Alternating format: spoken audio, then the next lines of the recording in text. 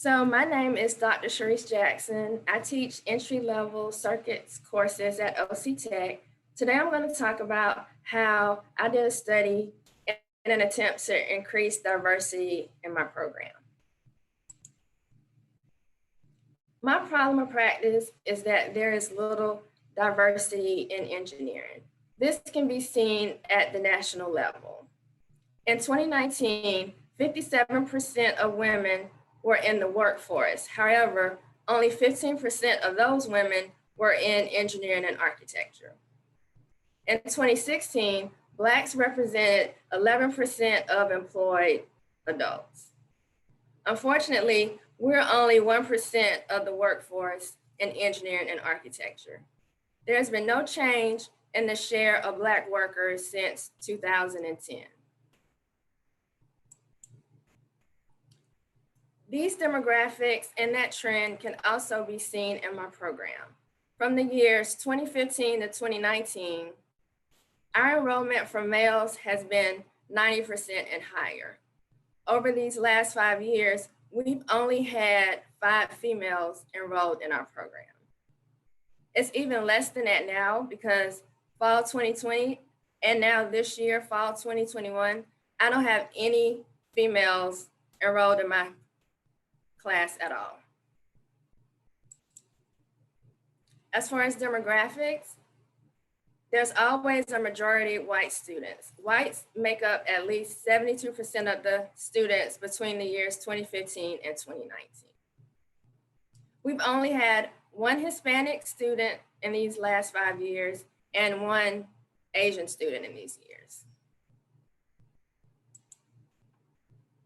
So what I did was devise a survey to find out how the students were being recruited into the curriculum and how I can use that to make an immediate impact on my enrollment for fall 2021. For this survey, I had 100% male participation. The students who were older than 24, there were 7 of those. Students younger than 24 were 29. As far as ethnic and racial backgrounds, I had 6 Black students, 1 Hispanic, and 29 white students. There are 2 pieces on this survey that I want to look at. One was how I chose my career path. The majority of the students said there was a recommendation for them to enroll in the EET program. And once I asked this question, I also want to know who recommended you. So the majority of the students had some kind of personal interaction or relationships to get involved and enrolled in our program. So I used this information to create my intervention. I wanted to think about how I could be that personal connection to the students to make an impact on our fall enrollment. So what I did was look at all our advisees who were African American who weren't enrolled yet. So the first thing I did was send an electronic message.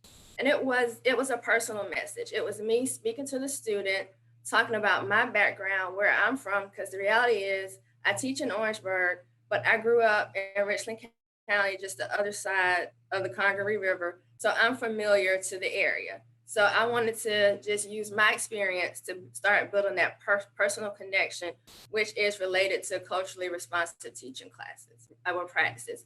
That made the students know that I'm caring and interested about them. The next cycle, I called and left voicemails or actually talked to some of the students to see where they were with enrolling in our program.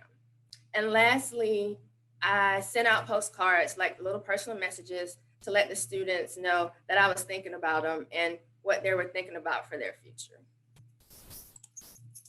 Overall, I had a positive experience.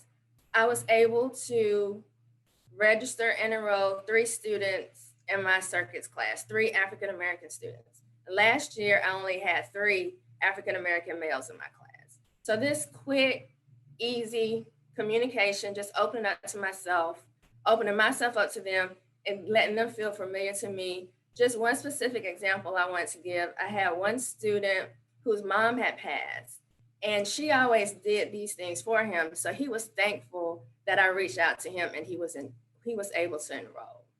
One thing I want to look at this year is talking to our women graduates and see why they enrolled and how they performed well in the program to graduate, to use some of this data, I really need to look at trying to get women involved in our program.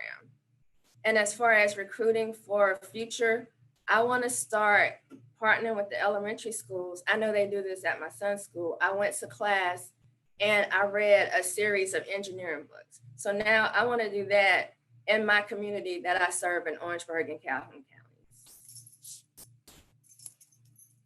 Thank you for listening. Are there any questions for me?